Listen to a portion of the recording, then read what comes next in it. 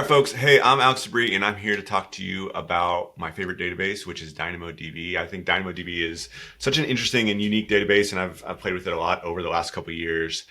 I like to think about the three S's of DynamoDB. First of all, this is the Monster Scale Summit, so we want to talk about scale, right? Dynamo scales amazingly, right? Every once in a while, Amazon or AWS will put out some of the numbers around Dynamo scaling. Like on Prime Day last year, I think they went up to like 146 million requests per second was the peak. And you see hundreds of tables that are hundreds of terabytes in size, and just some of the really amazing numbers that come with DynamoDB scale. But in addition to DynamoDB scale, DynamoDB is serverless, and this is how I got into Dynamo really well. It's just how well it worked with serverless applications and not needing to run instances and manage failovers and upgrades and all those sorts of things.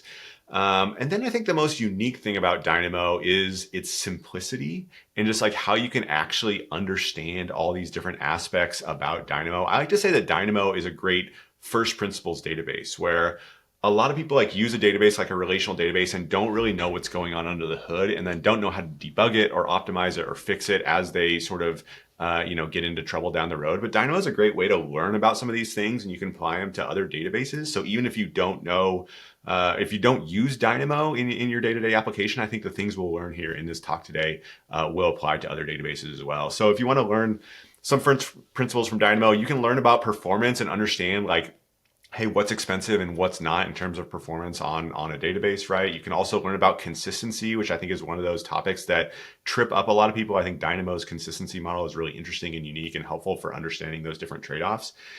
And then billing, right? Just understanding how much your database is actually going to cost you and what drives those prices. That's actually what we're going to talk about here today is Dynamo's billing model, how to sort of understand it and think about it and how to optimize it. And again, I think there are lessons for other databases in here. So today, what we're going to talk about is understanding and optimizing your DynamoDB bill. I'm Alex DeBrie. I'm a principal at DeBrie Advisory. And, quick agenda today because we have a short one. I'm basically going to say, hey, these are the basics of DynamoDB pricing and sort of how it's built and what you need to think about. And then some tips for managing your DynamoDB costs. Again, some of those are going to apply to DynamoDB specifically, but a lot of these lessons will apply to sort of any database that you're using. And I hope you get some takeaways from that. Who am I? I'm Alex DeBrie. I'm an AWS data hero and author of the DynamoDB book, which is just a comprehensive guide to data modeling with DynamoDB. I do a lot of independent consulting with AWS, with Dynamo, with serverless architectures and things like that. So feel free to reach out. All right, so let's start off here with the basics of DynamoDB pricing and just understand like how that sort of works, especially if you're new to DynamoDB. And I like to split it into three different categories where we learn sort of the core units of how DynamoDB is going to be billing you. Then we learn some macro factors that can affect that pricing, and then some what I call micro factors that can affect that pricing as well. So as we get into it, let's start with the core units of RCUs and WCUs. I think DynamoDB is unique in that you're paying for reads and writes directly rather than paying for some pool of resources that you want to use, right? So a lot of traditional databases, you'll say, I want an instance of this size, right? And it has this much CPU and this many gigs of RAM and maybe some IOPS on your disk and some network traffic and bandwidth availability as well. With Dynamo, you're not provisioning and paying for that way, right? You're paying for read capacity units and write capacity units, which allow you to actually make operations against your DynamoDB database, right? So a read capacity unit in RCU, that allows you to read up to 4 kilobytes of data in a single request. And a write capacity unit, a WCU, allows you to write a kilobyte of data in a single request. In addition to that, you're also going to be priced just based on the amount of data you're storing in DynamoDB. That's going to be priced per gigabyte month. So something similar to EBS or S3, anything like that. You're just paying for storing that data around. And one thing that's sort of interesting about Dynamo is that billing is independent from performance in most cases, right? So what I mean by that is we can have a chart here where maybe you have the number of concurrent queries you're making against your database on your x-axis, and then you have your response time on your y-axis, right? And with a traditional database, you provision some sort of server and you start throwing queries on it.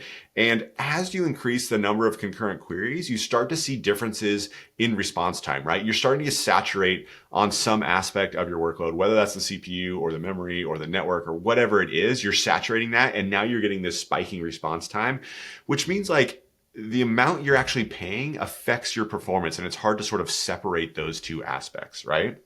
Where Dynamo is different, right? If you look at Dynamo, it's going to have, as you increase the number of concurrent queries, you'll still hit some sort of saturation point where maybe you haven't provisioned enough throughput to allow the reads or writes you want to do against your database. But rather than sort of just really giving you this long tail response time that's not very good, it's just going to throttle you. So instantly it's going to throw back a 500 error to you and say, hey, you haven't provisioned enough for that for this particular second. Come back in another second, you'll have more reads and writes available for you. And now you can actually get that sort of stuff, right? And I think if you look at a lot of the talks here at this Monster Scale Summit, if you read some of the papers in this area, like understanding the tail at scale or just like that tail latency is really hard to plan for and accommodate for in your application, where if you have this response time that trails off as you start to saturate, that can be hard for you as a client, for you as a service providing, to other clients and things like that. So DynamoDB's, I think, the way they separate billing and performance and gives you that consistent response time, regardless, I think is really useful for a lot of things. So that gets us into just the core units, the background on WCUs and RCUs. Let's look at some macro factors that can affect those basic pricing, right? And Dynamo has a couple different billing modes, right? And when I'm talking about macro factors, I'm talking about things you can basically go into the console and tweak and change that will actually affect your bill rather than like your application code type thing, right? So this is gonna be like configuration on your table. So Dynamo has a couple modes that you need to think about. Again, if we think about our Dynamo bill being operations plus storage, the first mode you have is your billing mode, which is saying, hey, for those operations you're doing, your reads and writes against your database, how do you want to sort of have the capacity for those reads and writes? And the traditional billing mode is provision throughput, where you basically say, hey, I want this many RCUs, I want this many WCUs available for me on a per second basis. And it's sort of use it or lose it. Like it's, an EC2 instance or any other capacity that you're provisioning in AWS, you're sort of paying for that on a per second basis and whether you use it or not. And if you exceed that, that's where you're going to get throttled. Additionally, more recently, they have an on-demand mode. This is more like a serverless or pay-per-request mode, where rather than saying how much you want in advance, you just get charged per request. So as you throw reads and writes at your DynamoDB database, they're just going to charge you fractions of a cent for that. And at the end of the month, they'll add all those up and send you a bill for that. So you don't need to think about provisioning and capacity in advance. So that's the first mode, that's the billing mode. They also have what's called table storage classes, where you can decide, hey, do I want my tables to be standard or standard IA, sort of like the storage classes in S3 that you see. So the traditional table storage class is standard mode. This is where you have, this is the cheapest mode for paying for operations, but it does have a more expensive storage cost. It's going to be $0.25 per gigabyte month in the cheapest regions, or more in some of the more expensive regions. Recently, they have like a standard IA, standard infrequent access, where they're saying, hey, if you have this table that has a lot of data and you're doing fewer operations on it, we'll sort of flip that for you and give you cheaper storage, down to 10 cents a gigabyte month for storage, but we'll make you pay a little premium on those operations you're doing against your database. So as your table starts to accumulate more data and more storage that's just sitting around, you might flip over into that standard IA mode. In addition to those macro factors, we also have the micro factors of Dynamo. I think this is the more interesting and fun part of Dynamo, right? Where we talk about the WCU and RCU multipliers, right? So when you're doing a request to DynamoDB, I said an RCU is up to 4 kilobytes of data, WC is 1 kilobyte of data, but you can do reads and writes that are larger than that. They're just going to charge you multiple WCUs and RCUs on those particular requests. So the first way you have a multiplier on your request is just the item size, right? If you're reading a 20 kilobyte item, that's going to be 5 read capacity units, because it's that 20 kilobytes divided by that 4 kilobytes per RCU gets you 5 RCUs. Or if you're writing a 10 kilobyte item, that's going to be 10 WCUs, because WCUs are 1 kilobyte in size. In addition to that, with DynamoDB, you can have what are called secondary indexes, right? So you have additional indexes on your data. As you do that, you're also going to be paying for the writes that go not just to your main table, but also to your secondary indexes. So that's going to increase, that's going to add a multiplier to your WCU consumption. You can also use what are called DynamoDB transactions. So if you want ACID transactions, you want to operate on multiple items in a single request in sort of an all or nothing way, you can do that, but you're going to pay a premium for that. Dynamo also has global tables where you can replicate your data from one region to another. They're going to handle all that for you, but you're going to pay a premium for doing that, as you have to now write in multiple regions. Also, you have consistent read, you have query versus batch get, and basically there are all these different ways that Dynamo, you can multiply your WCU and RCU consumption in Dynamo. And again, the thing I like about Dynamo, we talk about Dynamo as a first principles database. Dynamo has this tight integration between resource usage and cost, where they're charging you on the things you're actually using under the hood and sort of giving you hints on how you should be optimizing your Dynamo bill. So if we go back and look at all these different multipliers that we have, all these things indicate things that are actually costly in terms of resource usage and is pushing you in the direction of being more efficient with that, right? So we look at item size, like larger items just require more resources. You're doing bigger writes to your disk, or you're having to hold more of that in memory or do more CPU computation for that. Likewise, if you have a secondary index, you're doing more writes. You're writing not just to your main table, but to each secondary index you do, and you need to pay the premium for that. If you're doing transactions, now we have coordination. I'm sure that's going to be a popular topic here at Monster Scale Summit. And just understand that coordination requires more resources, both in terms of time, but also the additional resources it's using under the hood. There are also global tables, right? Where now they have to have this replication infrastructure, handle conflict resolution, and more importantly, they're writing in two different places, not just US East 1, but now US West 2 or EU West 1 or wherever other region you're doing that, and you're using resources in both regions and are being charged accordingly. You can choose to do a consistent read when you read from DynamoDB. That requires routing to the leader node, which is a more expensive operation. If you choose to say, hey, I can handle an eventually consistent read here, now it just allows you to spread that load across your infrastructure, and it's just a cheaper operation. Same thing with query versus batch get. Using batch get just requires requests to more storage nodes. So again, the thing I like about Dynamo is it's trying to point you in the direction of efficient usage and saying, hey, you can do these other things. We're just going to charge you for it, and you're going to actually see that impact in your bill. So that's the basics of Dynamo. Again, think of those core units, think of those macro factors, the way you can sort of set configuration on your table to sort of change your pricing model. And then think of those micro factors where as you're actually writing your application and dealing with it, you can see, hey, this is actually increasing the amount of WCUs and RCUs I'm using on these operations. So given that, now that we know that background, how can we sort of manage and think about these DynamoDB costs? And again, this applies to sort of any database that you're using. A lot of these things will apply. Some of them are DynamoDB specific. So just tips for managing DynamoDB costs. I think the biggest one you want to think about here is just minding your multipliers and make sure you're thinking about that stuff correctly. Like we looked at all those different multipliers that we have in DynamoDB. When you're writing your application, you should be thinking about these things and making sure you're getting value for any of these things that actually multiply your cost here, right? So I think the biggest one that catches people is just item sizes. They start bloating up their item sizes without really thinking about it, which is true in almost every database. You don't really think about how big your items are. Most people aren't. Maybe you're thinking about Toast if you're dealing with Postgres or something like that. But a lot of people don't think about that sort of stuff, and they get these bloated items that end up taking up a lot of resources, right? So review your item sizes carefully. Remove unused attributes. If you're not using them, like don't keep them around. If you have large values, you probably shouldn't be storing that in a database. If you do, compress it, but ideally you're sending that off to S3 if it's a big blob like an image or something like that. You can also just reduce the attribute names, right? Dynamo is a schemaless database, so that means it needs to keep its entire schema with each record there. So you can reduce just the names of those attributes and expand them back in your application once you've read it from Dynamo.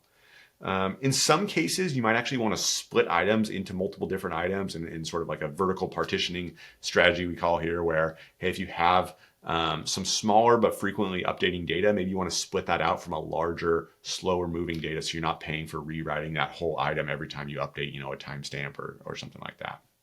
So think about those things and review your item sizes carefully as you're sort of working your application to make sure you're not just writing these giant blobs and reading it back all the time. Another place I see people getting into trouble is just around having too many secondary indexes. So really limit your secondary indexes. And again, this is one that applies to all databases. Make sure you don't have these indexes that you're not actually using, because you're paying that cost both in terms of storage, but also on every write you're doing that sort of thing, right? So think about, do you need a secondary index, right? Writes cost 20 times more than reads. So make sure if you're doing that write to save on your reads that it's actually worth it for you.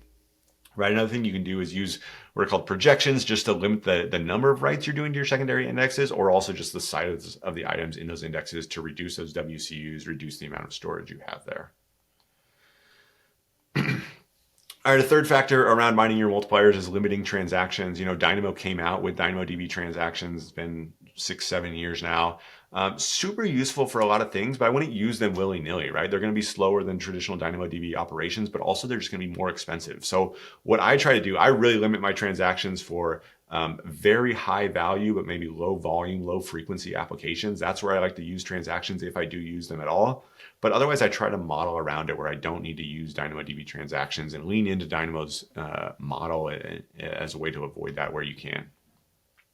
And then finally, like global tables are an awesome feature with DynamoDB, especially if you need stuff in multiple regions. But really make sure you need this sort of thing. It's going to be expensive. It's going to double your write costs. It's going to double your storage costs. Make sure you're getting the benefit that you think you want from that. And then finally, consistent reads. Again, consistency is one of those areas that really trips up a lot of people, and a lot of people think they need strongly consistent reads every time they read from DynamoDB.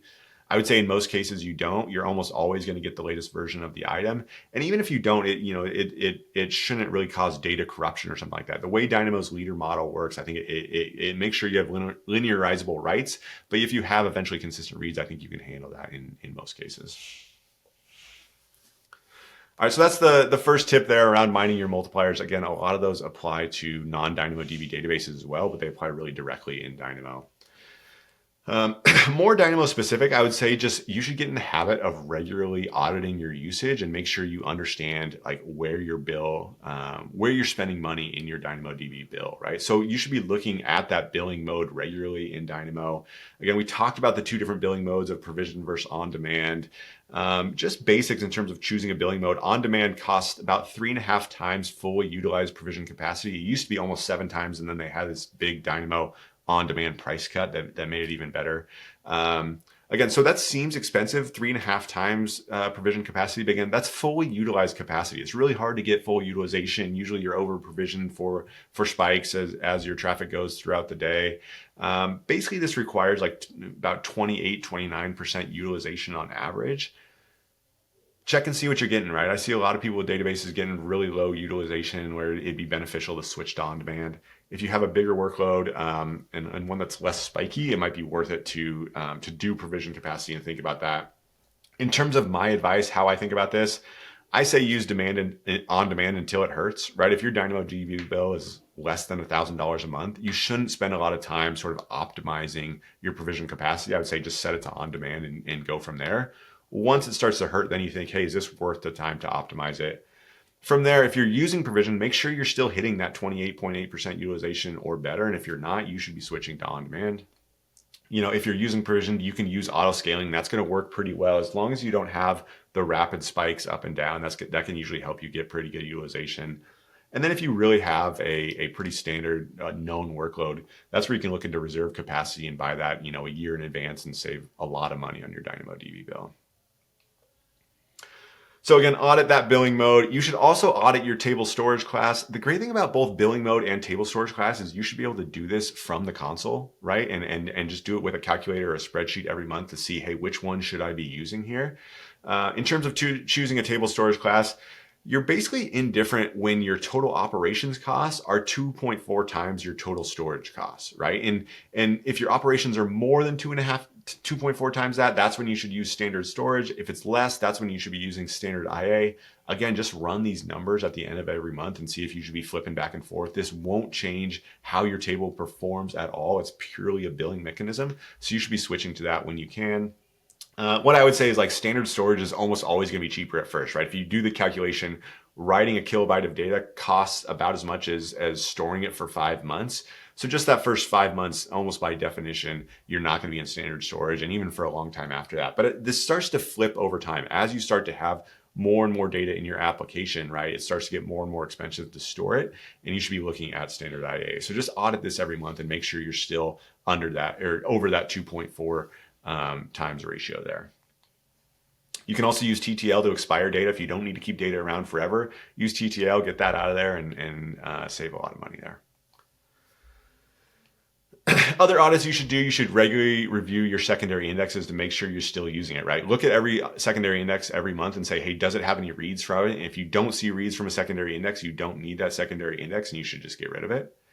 You should also just look at like, hey, what's the write to read cost ratio on my secondary index? And if it's out of whack, hey, maybe you don't need to pay for that secondary index, again, depending on your actual specific needs. And then, you should be regularly just reviewing the cost drivers in your bill. At the end of every month, you should say, hey, I'm actually spending a lot on global tables. Am I getting the benefit from global tables there? Or looking and say, hey, this table has a lot of read operations, not that many writes. What can I be doing there? Or I'm spending a lot in storage. Do I need to expire some of that, TTL it out, move it to colder storage, something like that, and see that. But I think that Dynamo really makes it possible for you to like look at your cost drivers and see if you're getting the value from that, which I really love.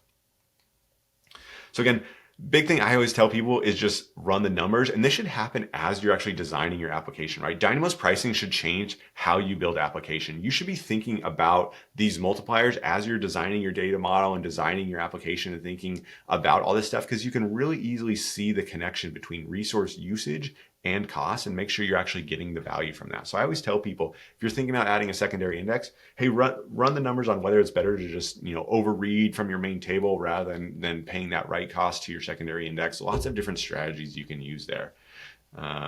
Anyway, I hope that was helpful. That was a quick run through of DynamoDB's billing model, some ways to optimize it. I think it works for Dynamo. I think it works for a lot of other databases as well. Feel free to stay in touch, reach out if you have any questions on that stuff, and enjoy the rest of the summit. I love this summit every year. Great talks. Thanks for having me. See ya.